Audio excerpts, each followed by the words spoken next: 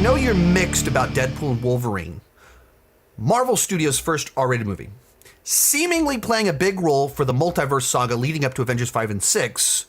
Here's the question: should they make a PG-13 cut for young fans? I would suggest that I don't think it is a big role for the Multiverse Saga leading in Avengers 5 and 6.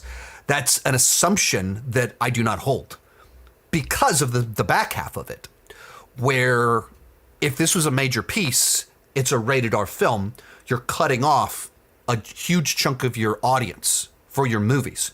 This huge chunk of your core audience won't be able to see a big piece of the Multiverse Saga. The movie studio just announced that they're aiming for a PG-13 rating? Yeah, we're working to, we're working to keep the spirit of the comic book alive, though, I think no it's matter smart, what. man, that you guys keep it family-friendly. There may be a billion reasons to make a family-friendly movie, as in sequels and toys, and listen, Ryan, if you... Fuck you, Slater. April Fools. Deadpool will, of course, be rated R. So I don't think it will be a major piece. I don't think it will be an important piece at all. I don't particularly want it to be an important piece because it already has enough weight on its shoulders of it needs to be a good movie. It's the first R-rated film. You're bringing Logan back. You're bringing the Fox X-Men universe into the MCU. You already have a lot of weight on its shoulders. Adding on top of that, it also needs to set up Avengers 5 and 6. Now, you have too many boxes you need to check. You have too many responsibility, like the movie has too much responsibility on its shoulders that it makes it tough to succeed at any of the things it's trying to do. Then adding on top of that, you would be making a movie that a huge chunk of your audience wouldn't be able to see and shouldn't see. So I kind of reject the part about it seemingly being a big role for the Multiverse Saga leading into Avengers 5 and 6. It can't be, because it is rated R, and it shouldn't be for all of those other things that this movie needs to do.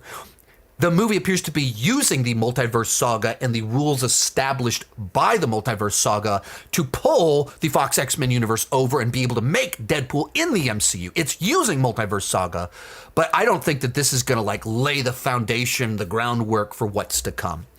I think it's going to use the path. It's not going to cut the path. If I were to accept your premise that's in the question that this is a big part of the Multiverse Saga, should they make a PG-13 cut for young fans? I would think that they would be fools not to.